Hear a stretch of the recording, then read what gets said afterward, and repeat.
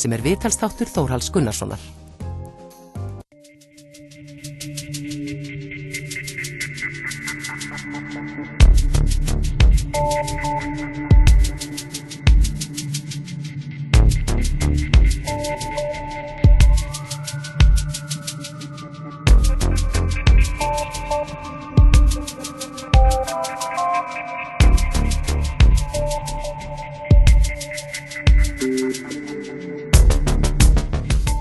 Steinþór Pálsson, bankastjóri Landsbankans, velkomin. Takk. Ég ætla að ræða við afskriftir hjá fyrirtækjum, ég ætla að ræða við sölu Vestia til framtakssjóðs lífeyrissjóðanna, ég ætla að ræða við skuldamál heimilina og ýmislegt annað. Við skulum byrja á afskriftunum sem hafa verið mikið í umræðinni í undanförnu. Og mig langar aðeins að velta fyrir mig þessum, eða spyrja út í þessi lán sem að þið veitið Jakobi Valgeiri sem á sér ansi, glæfralega forsögu í viðskiptum hér á landi, búin að fá gríðarlega mikið afskrifað og þáttakandi þarna í fyrirtæki sem heitir Steam á sínum tíma og núna takið þið þátt í afskriftum. Gamli Landsbanki tók þátt í afskriftum á útgerðarfyrirtækjans og nú samþykkið það að hann yfirtækir lán upp á milljarð. Hvernig gengur þetta upp að maðurinn fái slíka fyrirgreiðslu hjá bæði nýja og gamla bankanum? Ég held að við verðum að setja þetta í samhengi. Lánastarfsemi hér á landi fyrir hrun var mjög skrítin. Fyrir vikið eru gjaldþrot og töpuð útlán út um allt. Bankakerfið núna fjórðungur af því cirka frá því var fyrir hrun. Þannig að lánastarfsemi var ekki nógu góð í gömlu bönkunum. Við skulum ekki þvæla þetta þess að ákvörðunin liggur núna fyrir vikið eru hrikalegar afskriftir þessum einstaklingum. Fyrir vikið eru hrikalegar afskriftir út um allt. Jakob Valgeir, hann, eins og þú bendir á, hann tengist að einu máli. Gamli bankinn búinn að afskrifa á hann, aðrir bankar hafa afskrifað á hann sem og fjölda annar aðila. Þetta mál tengist því að það fiskvinnslu sjávarútvegsfyrirtæki sem fer í þrot í Hafnarfirði. Þar eignir boðnar upp, skiptastjóri tekur við búi og eignirnar eru seldar. Til að gera langa sögu stutta, þá enda eignirnar aftur í höndum Jakobs Valgeirs, eða þessar eignir festis í Grindavík. Þarna er þetta ákveð úrvinnslumál úr gjaldþroti.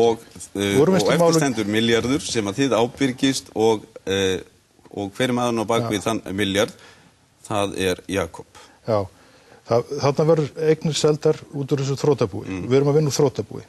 Það eru 3,2 milljarðar. Við fáum strax greitt 20%. Það aðili sem kaupir sem ekki Jakob. Hann borgar af lánunum.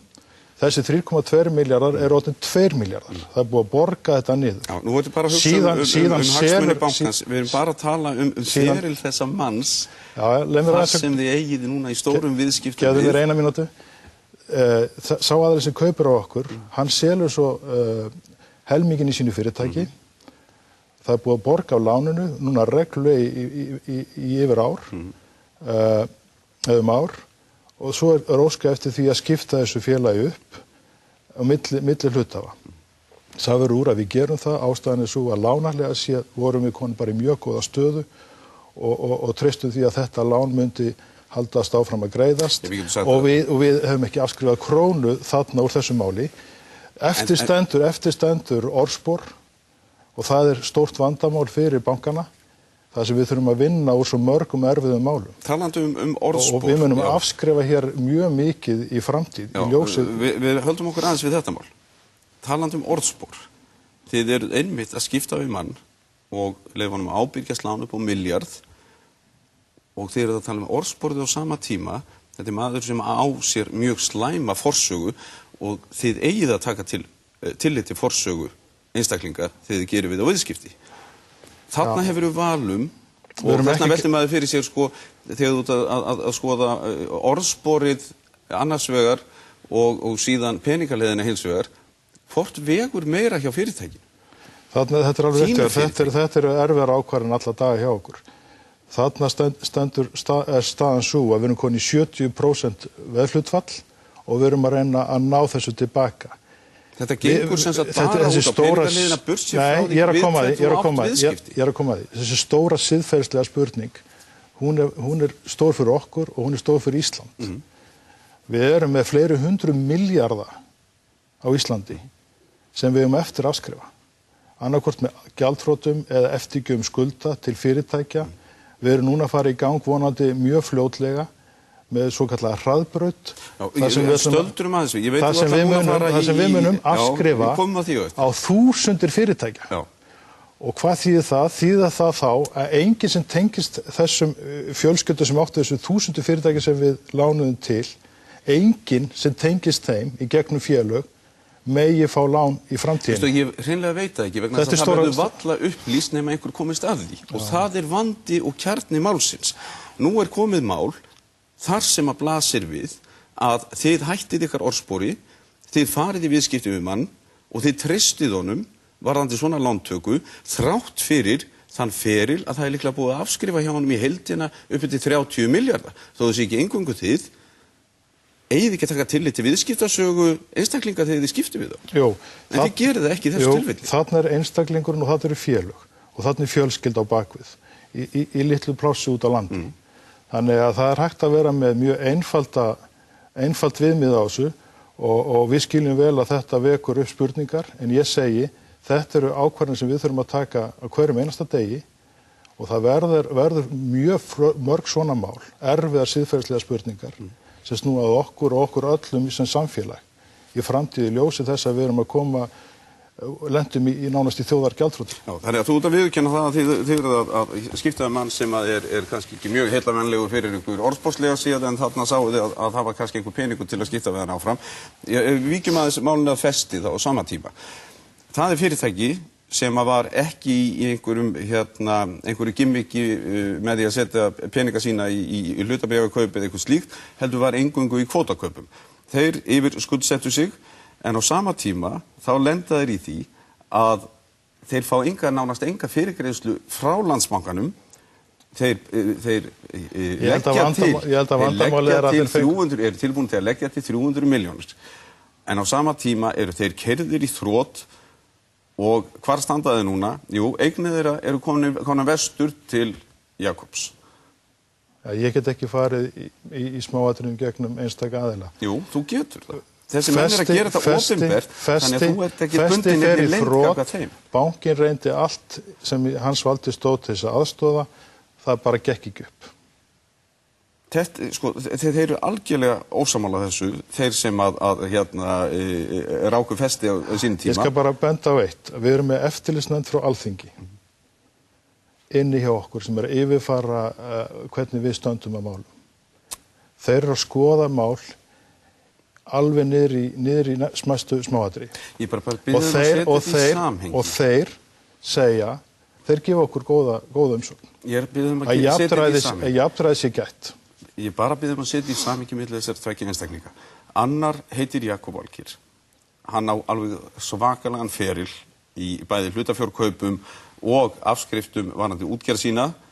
Hann leyfði honum að ábyrgjast milljarð á kaupum í fyrirtæki sem var eingöngu í kvótakaupum á sínum tíma og eingöngu í útgerðarrekstri. Hann er búinn að eignast það fyrirtæki að mestu. Ef þú sér þetta bara í því samhengi. Við vorum ekki að gefa eitt en eitt. Við höfum verið að fá inngreitt inn á þessi lán.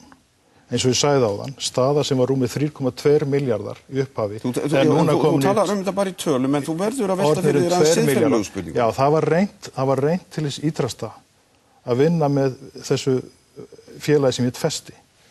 Við vorum ekki eini aðilinn sem óskuðum eftir innheimta skuldir þar. Það fer í þrot. Þið eru langstærsti aðilinn. Við erum langstærsti aðilinn. Þið ráðið í raunverulega. Og félagi var með verulegar neikvætt eigið. Síðan fer það í þrot, skiptastjóri kemur inn. Þeir voru tilbúin til að leggja fram fjármuni. Já, þetta bara gekk ekki upp. Skiptastjóri kemur inn og við erum búin að ná að lækka okkar stöðu úr 3,2 milljörðum í 2. Já, bankinn. Bankinn, sem sagt, burtséð frá því við hvernig hann skiptir, bankinn græddi. Náðu þessu tilbaka, bankinn stór tapaði raunverulega, við getum sagt sem svo, af því að það var búið að lána allt og mikið þarna áður. Annað fyrirtæki sem hefur verið í umræðinni og það dótturfyrirtæki Skinneyjar Tinganes. Það fyrirtæki sem við getum borið saman við Festi. Það líklega skuldsettara, það var skuldsettara fyrirtæki. Það að mestu í eigu Skinneyjar Tinganes sem að skuldaði ekki mikið peningum, þurfti ekki afskriftir en hins vegar fekk nóna 2,6 milljarða afskrifaða. Árinu áður stærstu eigendur þess, Skinneyjar Tinganes, greiða út 600 milljóna króna arð til eigenda sína. En samt gangið inn í það fyrirtæki núna og þið afskrifið þessar gríðarlegu fjárhæðir. Ef þú sér núna öll þessi 3 fyrirtæki í samhengi, þá bara velti þið fyrir mér það ekkert gegnsæi í þessu og ég velti þið fyrir mér líka hvað ræður að sumir fá svona mikla fyrirgreiðslu á meðan aðrir eru keyrðir í þrot. Þetta í grunninn mjög einfalt. Við erum með ákveðnar reglur sem við vinnum eftir. Við erum með eftirlitsnefnd frá Alþingi sem yfirfara hvort við erum að fylgja þessum reglum. Þeirra niðurstaða sem þeir hafa gefið út. Hver þín niðurstaða? Þeir hafa gefið, mín niðurstaða svo sama. Þeirra niðurstaða svo að jafnræðis sé gætt. Varðandi hvernig vinnum við? Við erum fyrst og fremst að horfa á hvort að félög séu lífvænleg. Við erum eftir að taka 1000 fyrirtæki á Íslandi í gegnum sambærilega hluti. 1000 fyrirtæki. Hvers vegna var bara nóg ekki selt með sama hætt og Festi? Eða sett í þrot? Við höfum sagt... Hvers vegna 2600 milljónir afskrifaðar því fyrirtæki? Í töpuðum útlánum. Þetta eru töpuð útlán. Bankar eru fullir af töpuðum útlánum. Við getum sett öll félög í gjaldþrot.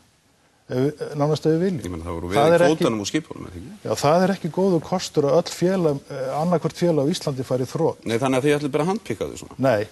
Ef þetta eru lífvænleg fyrirtæki, þá bjóðum við lausnir. Þannig að þú svo að segja Festi sé ekki lífvænlegt en núna hefur verið mjög lífvænlegt. Festi gekk ekki upp. Getur þú að útskýra það munin á því, af hverju gekk það ekki upp en af hverju gengur núna upp? Ég get ekki farið í smáatriði, ég get bara sagt það að eftirlitsnefnd Alþingis skoðar okkar vinnulag og segir að jafnræðis sé gætt. Það annar mál. Það Vestia og Vestia fyrirtæki sem að átti fjölmargar eignir. Húsasmiðuna og Vodafone og Plastprent og Icelandic Group og Skýr og ég veit ekki hvað og hvað. Ég ætla að leyfa mér að segja í skjóli nætur hefur bara labbað yfir til Framtakssjóðs lífeyrissjóðanna og selt hennan pakka til þeirra. Án þess að gefa nokkurn kost á því að bjóða í þessi fyrirtæki stök. Hvers vegna ferðu þessa leið? Í sumar, þegar ég tek við starfi sem bankastjóri, þá hef ég náttúrulega fylgst með fjölmiðlum og verið mjög áskynjað strax þegar ég kem inn að það mjög mikið óþol með það að bankinn sé að reka fyrirtæki í samkeppni við aðra, fyrirtæki í óskyldum rekstri. Samkeppniseftirlitið setur okkur mjög stífar girðingar þegar við erum að reka slík félag. Við eigum að selja tiltölulega hratt og við megum ekki með beinum hætti koma að þessum félögum. Samkeppniseftirlitið gerir líka aðra athugasemd. Gleymdu því ekki að þegar þið yfirtækið húsasmiðuna, þá segir Samkeppniseftirlitið og hefst þá lesturinn. Eignarhlutur Vestia í húsasmiðunni skal seldur í fyrirfram skilgreindu og gagnsæju ferli, til dæmis með skráningu kauphöll að undangengnu útboði í samræmi við ákvæði laga um verðbréfaviðskipti. Og húsasmiðan ennþá í eigu Vestia. Þetta mjög skýrt. Húsasmiðan ennþá í eigu Vestia. Já, en það breytir ekki því að það krafa, þessi krafa gerð til ykkar sölu á húsasmiðinni og að ferlið sé gagnsætt. Sem dótturfélag Vestia. Sko, ég skal förum að förum þá yfir starfsreglur Vestia. Ja. Vestia á að ráðstafa eignum félagsins í gegnum opið tilboðsferli og skal gæta gagnsæis og jafnræðis bjóðenda við það ferli. Já, Vestia skal. Sko, bankinn getur selt... Hvað gagnsæi að opna söluferli? Já, förum að yfir þetta. Það líka í reglum bankans að það hægt að bregða frá þessari almennu reglu. Já, það nú alltaf vola þægilegt. Já, það bara ýmsar aðstæður með þeim hætti að það getur þurft að grípa til þess. Sko, við getum selt þetta allt strax. Söluverði yrði mjög lágt ef þetta farið með þetta í opið söluferli eins og þessi félög standa í dag. Eigum við að gefa þessi félög? Þú gafst einhver kost á að bjóða í þú, Steinn. Býtu, leið mér að fara yfir Byrjaði á að gefa einhverju kost á að bjóða í þú áður og fyrir að segja Leið mér að fara yfir þetta. Þegar ég kem inn, þá eru hérna veðurválynd. Dómur í Hæstarétti, óvissa með hver eignir bankans eru í ljósi óvissum erlend lán. Það verður að grípa til aðgerða, það mjög mikið óþol með það að bankinn skuli halda á félögum. Við þurfum að selja til dæmis hratt, félögin standa ekki nægilega vel. Það er ár til viðbótar. Já, það er hratt. Og þess segi ég. Þetta eru félög sem lendi í þroti. Af hverju bara settur þetta ekki í söluferli? Hvert fyrirtæki fyrir sig? Segðu mér, af hverju gerður það ekki? Af því að þau voru ekki orðin söluhæf. En þau voru allt í orðin söluhæf hvað lífeyrissjóðunum? Nei, sko. Hver er munurinn á því? Já, ég skal fara yfir það. Við ákveðum ganga til samstarfs við lífeyrissjóðuna að við ruglum reytum. Við verum saman með þetta. Og síðan munum við selja félögin þegar þeir eru orðin söluhæfari. Þannig er þetta upplagt. Við göngum til samstarfs. En sko lífeyrissjóðunir eiga ekki að taka svo mikla áhættu að þeir eiga að fjárfesta í fyrirtækjum sem eiga sig kannski ekki mikla lífsvon og þá veltir maður fyrir sér hvorum einn liggur matið. Eiga þau góða lífsvon þessi fyrirtæki eða ekki? Ég held að þau eiga ágætis lífsvon. Já, ef þau eiga góða lífsvon þá hefði einhver kaupandi geta komið að þessu og keypt þessi fyrirtæki. Einhver annar hefur gefið honum tækifæri til þess. Það bara gerast tiltölulega hratt. En af hverju segir vonandi? Það eru reglur þínar sem segja opið og gagnsætt söluferli. Það stenst ekki skoðun. Þegar Vestia selur einstök félög, þá gerist það. Við erum að fara þarna í samstarfi við lífeyrissjóðana. Þeir geta alveg ráðið sínum málum sjálfir. Þeir vilja fara í svona hluti, þeir voru búnir að stofna félag til þess að fara í svona hluti og við ákveðum að fara í samstarfið þá og síðan munu þessi félag vera selt í opnu ferli. Já, síðan, seinna. Já.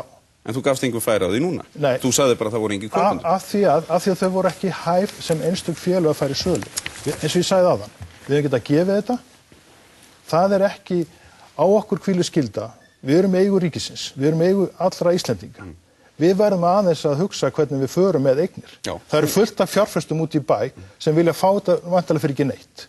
En það er ekki, okkur er ekki stætt á því að fara bara að gefa þetta sem gefa. En hvað liggur þín samfélagslega ábyrgð vegna þess að þú ert með til dæmis fjölda fyrirtækja í viðskiptum hjá þér sem eru í sömu grein. Þú ert með Bíkó í viðskiptum hjá þér.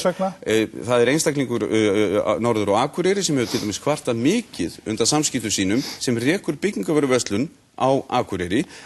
Þar er debatturinn einhverjar nokkrar milljónir raunverulega og sú manneskja fær ekki neina fyrirgreiðslu. Á sama tíma ert þú að reka byggingavöruverslun vegna þess að þú átt ennþá 30% í henni. Og ég vill ekki gera það. Þú átt ennþá 30% í henni. Já, ég er að ýta henni frá mér. Ég er að koma þessu alveg gjörsamlega frá bankanum en ég tek þátt í þessari fjármögnun áfram. Og þú finnur gríðarlega fjársterkan aðila sem raunverulega vegna þess hversu fjársterkur hann er, þá getur hann drepið aðra á sama markaði. Ég held að þetta sé ekki rétt uppsett með þessum hætti. Þetta er ekki rétt uppsett, ég meina að það er búið að afskrifa alveg gríðarlega mikið af húsasmiðinni, við vitum það, af skuldum þess. Það er búið að gera það þá rekstrarlega vænlegt, reikna ég með að fyrst að lífeyrissjóðirnir eru svona áhugasamir að koma inn í þetta, að því þeir segja að þetta sé svo límbægt og spennandi fyrirtæki. Það þýðir að þeir geta keyrt yfir hennan markað, ef þá langar. Sko, með húsasmiðina, þegar bankinn tekur þetta yfir á sínum tíma, þá voru nokkru kostir í stöðinni. Við hefðum getað sett þetta í þrot. Af hverju settu þetta þá ekki í þrot? Við hefðum getað gert það. Það voru tilmæli frá ríkisstjórninni að horfa til fleiri hluta heldur en bara að innheimta. Til dæmis fjöldi starfa í landinu. Allir eru uggandi fjölda atvinnuleysi. Þarna vinna 500 til 600 manns. Það eru samkeppnin er mjög skökk á þessum markaði. Það sem er einn rísi eftir og litlir aðilar. En býtu, hún er gríðarlega skökk núna þegar að það er búið að hreinsa skuldirnar af einu risanum sem er komið með gríðarlega fjárhagslega sterkan bakhjarl. Það er atvinna annara í húfi, einfallega vegna þess að þau fyrirtæki geta farið á hausinn einfallega vegna þessa risa sem er orðin svo gigantískt sterkur á þessum markaði. Það verður ekki svo að Framtakssjóður ætla að fara að dæla peningum inn í einstök félög. Þeir gera bara stífa ávöxtunarkröfu til þessara félaga, þau verða að reka sig og vonandi bara fer húsasmiðjan tiltölulega hratt í sölu. Velvakanda frá því í morgun. Það er maður einmitt sem tala það að nú kemur hann í húsasmiðjuna og þar fær hann alls konar tilboð á einhverjum ægilega fínum mat, þetta er nú bara svona hversdagsleg. En velti því fyrir sér að þetta er svona niðurgreiddur matur í boði húsasmiðjunnar og Landsbankans. Þetta er svona til þess að draga fólk. Þetta er alveg típist hvernig umræðan er. Já, þetta er ekki típist hvernig umræðan. Þetta er einmitt ótti fólks við peningavaldið gagnvart veikburða fyrirtækjum eins og múrbúðinni og öðrum. Já, hérna er verið að ýja því að við séum bara hluti í þessari markaðsstarfsemi þeirra. Og 30% fyrirtækjum. Við komum ekki nálægt þessu. Við komum ekki nálægt rekstrarfélaginu og við viljum ekki koma nálægt þessu. Þú seldir þessum aðilum félagið. Þú gafst ekki öðrum kosta og kaupið því. Ég taldi að fara í samstarfi við lífeyrissjóðina væri besti ávinningur fyrir samfélagið og bankann. Eigendastefna ríkisins, fjármálafyrirtækin skulu vera meðvituð samfélagslega ábyrgð sína. Já, við erum það. Varstu það með þessu að afhenda þessi fyrirtæki til lífeyrissjóðana án þess að gefa nokkurum færi á bjóða því? Við vorum ekki afhenda neitt. Við vorum ánægð með það verð sem þeir buðu. Við erum áfram inni, þetta er samstarfsaðili, þetta er miklu betra form heldur en við værum að reka félagið áfram. Langar aðeins að koma að skuldamálum hérna. Jóhanna Sigurðardóttir hefur gagnrýnt ykkur harkalega bankana. Hún segir bara því að þið ekki gert nóg í skuldaaðilum fólks og fyrirtækja. Hún sagði bankana hafa dregið lappirnar og allt og langt bil á milli bankana og þeirra leiða sem stjórnvöld vilja fara og hún er í rauninni að gagnrýna þig sem bankastjóra Landsbankans fyrir sleifarhátt. Já, það er margt sagt. Við skulum setja í samhengi. Íbúðalán eru í landinu á hálfu leyti hjá íbúðalánasjóði.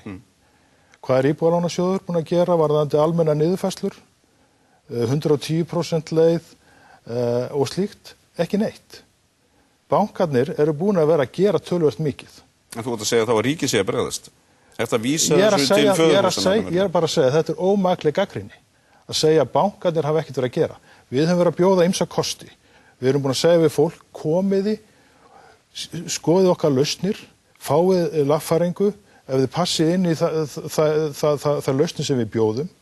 Sama tíma eru aðilar á vegum hins opinbera að segja ekki fara inn í bankana þótt að við segjum þið fyrirgefið engum rétti betri kostir bjóðað síðar.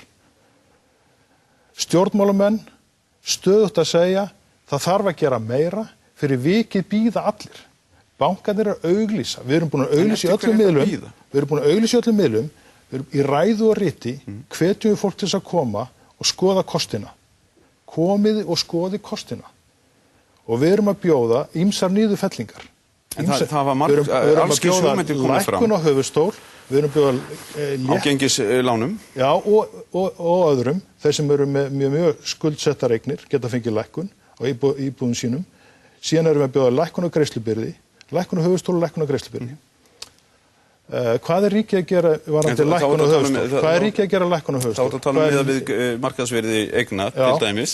Þannig að við erum að bjóða töluvert mikið. Þannig að við séum að draga lappirnar er bara ránglega orðað. Má ég aðeins spyrja út í þá leið vegna þess að ef þú ert að lækka þetta niður að markaðsvirði eigna 110% leið og fer niður í 110% skuld af markaðsvirðinu. Já. Nú segja bara allar spár, fasteignaverð er að hrynja. Á sama tíma munu þessar skuldir vaksa. Aftur myndast þetta gap, þannig að hversu langvarandi er þessi lausn? Það er búið að bjóða upp á fjölda lausna. Og það eru almenna niðurfellingar, 3% lækkun á vöxtum sem að hefjast núna frá 1. janúar og næstu árin. Ef við komum okkur ekki að verki að taka á þessum skuldavanda, bæði heimila og fyrirtækja, þá ef við komum okkur ekki að verki, þá líður lengri tíminn og meiri líkur að þetta dugi ekki. Það mjög mikilvægt að fara í þetta núna á fullum krafti. En þá að vísa á stjórnvöld að þau séu Ég ekki að gera það. Ég að segja, við erum bjóða alls konar lausnir. Stjórnvöld í ræðu og riti hafa þau verið að segja eitthvað betra að koma. Fyrir vikið hafa allir verið að bíða. Við segjum það slæmt.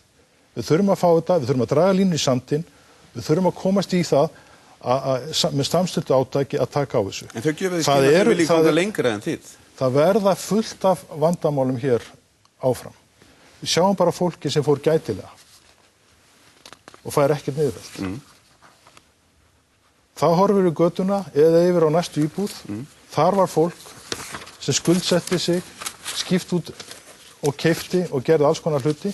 Það mun fá 10 milljónir niðurfellt. Þetta er erfitt.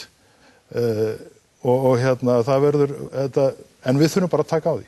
Langar að spyrja það bara eitt vegna þess að sko, það er mikið lagt að ykkur að þið að sýna bæði samfélagslega ábyrgð, þið að vera meðvitaður stöðu einstaklinga og greiða úr þeim. Þið eru einu sinni ríkisbanki og bara þín prívat tilfinning og skoðun, ert þú að vinna að heilindum fyrir heimili og fyrirtæki í landinu? Já. Eða ertu fyrst og fremst að skila bankanum sem mestum arði? Hvað er banki? Bankin ætlar að vera hérna... En flækjum þetta samt ekki? Bankin ætlar að vera hérna til langra framtíðar. Okkar ávinningur, það verður enginn nema þessi ávinningur hjá okkar viðskiptavinum. Okkar markmið er að hafa ánægða viðskiptavinni og skila ávinning til samfélagsins og eigenda. Og eigendur eru allir Íslendingar. Þetta er okkar markmið. Ánægða viðskiptavinir og ávinningur til samfélagsins. Nú gerir ríki mikla kröfu til ykkar ávöxtun. Já. Gríðarlega mikla. Er hún of mikil? Þetta hefur nú verið að mótast aðeins. Þeir í sinni skýrslu gaf bankasýslan út að bankar þyrftu að ná mikilli arðsemi og við höfum verið í viðræðum við þá hvað getur verið eðlilegt. Við erum að ganga gegnum mjög erfiða tíma núna. En hefðu þið meira svigrúm ef ríki gerir minni ávöxtunarkröfu á okkur? Við þurfum náttúrulega að uppfylla eiginfjárhlutföll. Seinustu áramót var... Það er mjög hátt. Já, seinustu áramót var bankinn með 15% eiginfjárhlutföll og við höfum frestið að fara upp í 16. Við á Norðurlöndunum er þetta hvað 8-10% og síðan er gerð mikið krafum ávöxtun og arð til ríkisins. Er það eitthvað sem að gæti gert? Skapaði eitthvað meira svigrúm ef ríki beitt sér fyrir því að draga úr þessum kröfum til ykkar? Gæfið eitthvað meira svigrúm til að koma til móts við heimilin í landinu og fyrirtæki?